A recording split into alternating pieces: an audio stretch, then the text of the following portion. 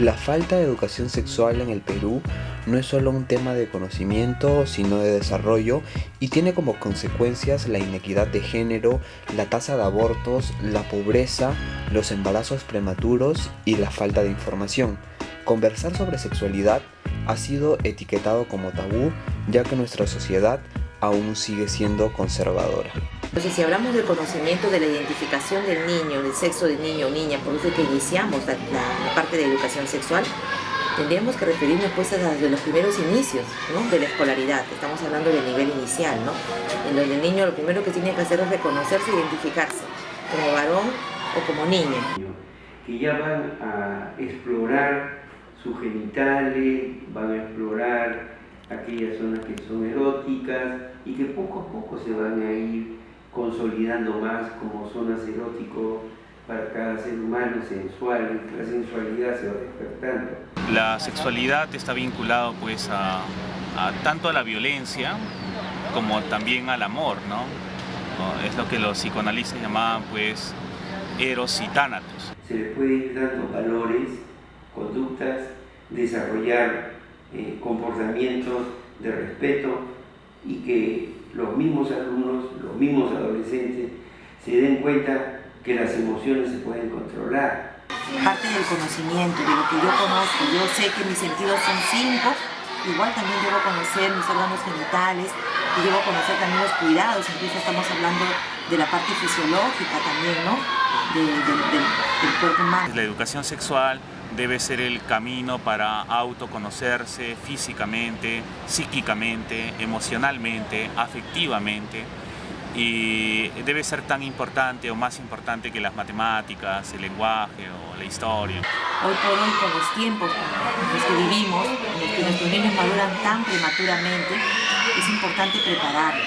En sociedades como las nuestras el sexo es reducido pues a coito, a simplemente genitalidad, ¿no? Vemos que muchos crímenes, mucha violencia se dan porque ni siquiera se conoce la sexualidad y las emociones que están ahí a flor de piel y en determinadas edades o más, las emociones los embargan, los dominan y no pueden canalizarlas adecuadamente.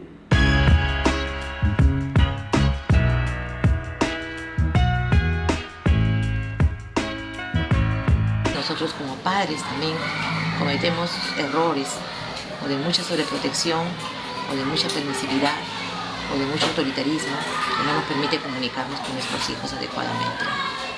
El sexo tiene fines reproductivos, pero también tiene fines de satisfacción, ¿no?, placer. Y esa otra dimensión, la que no tiene que ver con la biología, sino con el aspecto cultural, la dimensión cultural, la del placer, es la que causa conflictos dentro de la sociedad. Los niños y adolescentes peruanos pasan la gran parte del día en sus centros educativos, centros de estudios donde la educación sexual no es responsabilidad del profesor, según el gobierno. Tener relaciones sexuales es pecaminoso, ¿no? Es decir, María no podía tener relaciones sexuales, no podía. Entonces, este tipo de criterios, este tipo de ideas, este tipo de pensamiento conservador todavía está sumamente fuerte. Y al sacralizar el sexo lo vemos como algo que debe ser bendecido por Dios y no comprendido por las personas a temprana edad. Algunos espacios en el currículo, pero que son sumamente, digamos, insuficientes para lo que se necesita.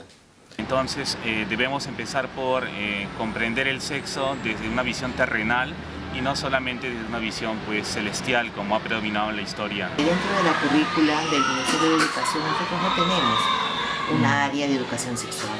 Entonces la educación sexual, como le digo, está parte dentro del programa de lo que es tutoría en las escuelas, pero tampoco no hay, incluso dentro de la norma de tutoría, como se dice, una obligación.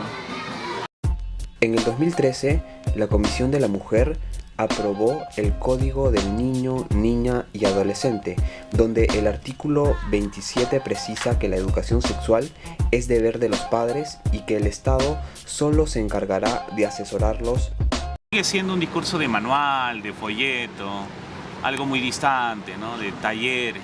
En este momento ya no podemos llegar a los chicos con lenguajes formales, protocolares. Tiene que ser un lenguaje un poco más directo, más cercano, más próximo, un lenguaje más horizontal, no vertical. No estamos para dar lecciones, entre comillas, sino para conversar, para reflexionar juntos, para caminar juntos. Del tema de sexualidad en los niños desde las más temas edades, ¿no? Siempre claro con orientación,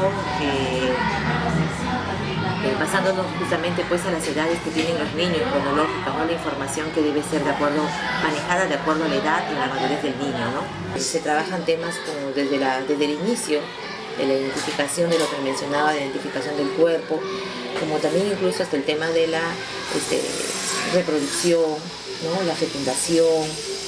Llegamos hasta cierto tope, ¿no? Porque ya entiendo que también la currícula de secundaria ya incluye, bueno, parte de la prevención y del conocimiento también de métodos incluso anticonceptivos.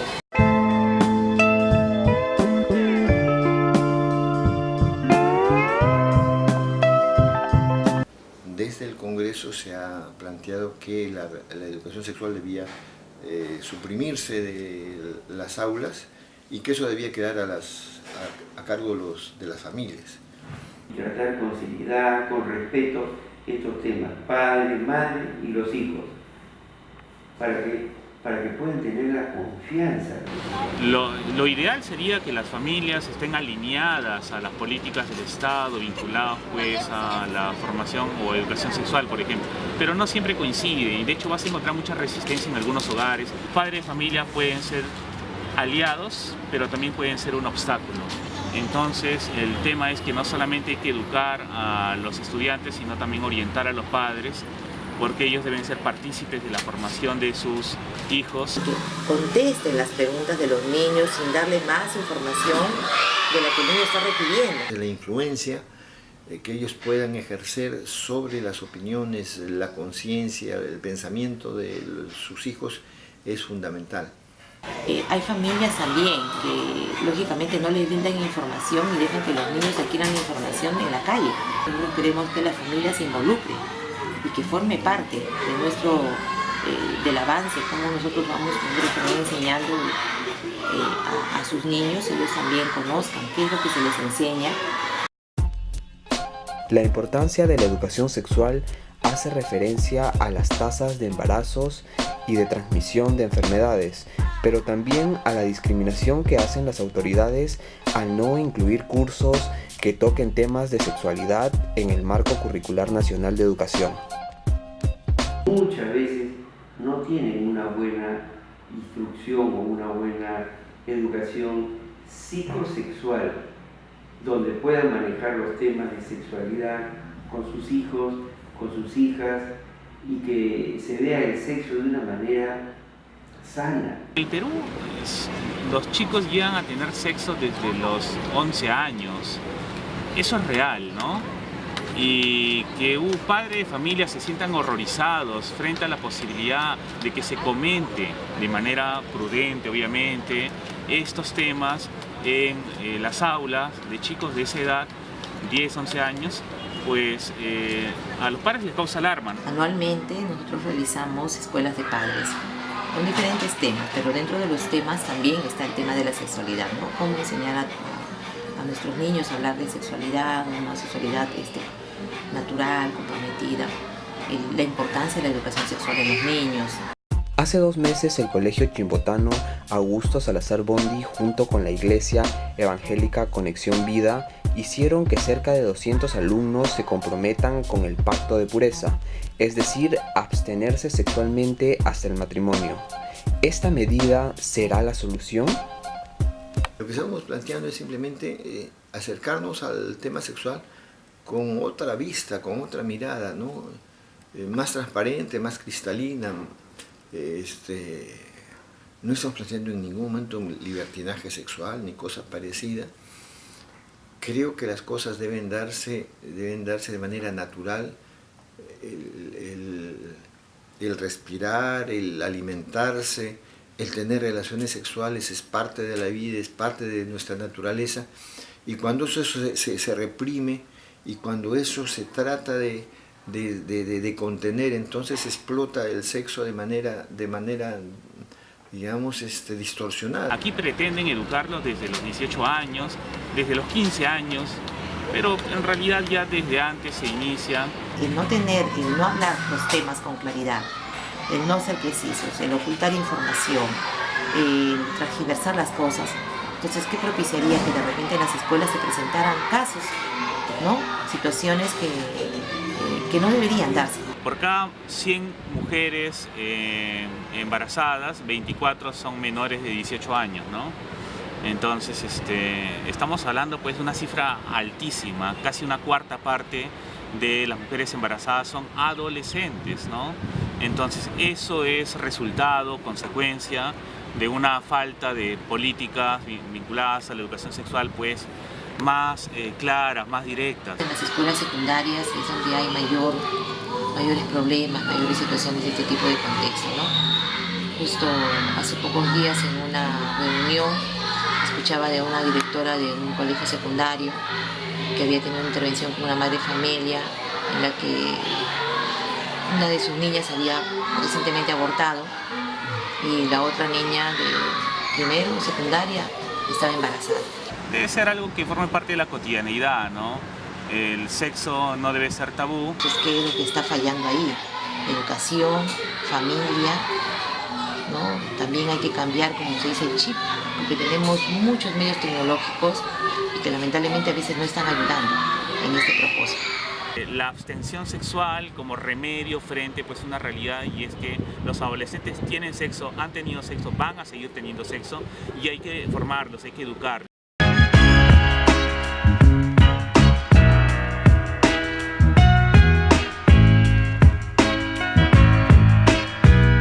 Ahora en psicología tenemos técnicas muy modernas que permiten desarrollar lo que se llama inteligencia emocional. Y en las relaciones sexuales, en la vida sexual, indudablemente que se necesita inteligencia emocional. Un compartir esta preocupación, no solo, digamos, destinándosela y haciéndolo responsable al profesor de este curso, sino todos deberíamos, de alguna manera, hacernos responsables de formar a la nueva generación con criterios mucho más amplios, con una apertura, con una comprensión, con un respeto, ¿no?, hacia la sexualidad de las personas sumamente distinta y diferente a la que en estos momentos nos está afectando. El Ministerio de Educación recién está analizando si sería ventajoso que los escolares peruanos lleven un curso especializado de educación sexual, ya que según una encuesta realizada por Católicas por el Derecho a Decidir, el 90% de los adolescentes de Ayacucho, Lima y Pucallpa están de acuerdo con que se incorpore estos cursos en la currícula escolar. No solamente tenemos que mirar al Ministerio de Educación, a quien debemos exigirle cursos, preparación, formación más sólida en ello, sino también mirar pues a las universidades, a los institutos, que son los que preparan a los profesores, a los docentes. Tenemos que mirar a la sociedad civil, a las instituciones en general, ¿no?, las asociaciones. La misma iglesia tendría que pues aportar en el sentido de por lo menos no bloquear iniciativas donde se parta pues de supuestos reales y no solamente de cerrar los ojos y decir que mis hijos no van a tener sexo hasta la mayoría de edad o hasta que se casen. Y en los colegios, por supuesto, que los mismos profesores tengan talleres de educación sexual, los profesores primero, porque son sus propias limitaciones las que van a proyectar en el niño. Intentar reprimir la sexualidad de los adolescentes no es sinónimo de solución a los embarazos prematuros o a la transmisión de enfermedades, lo que nos lleva a que la sociedad actual junto con las autoridades han fracasado en su intento porque los jóvenes lleguen vírgenes o castos al matrimonio. Dejando los prejuicios de lado e informándonos, quizá tengamos las esperanzas de cambiar las penosas estadísticas.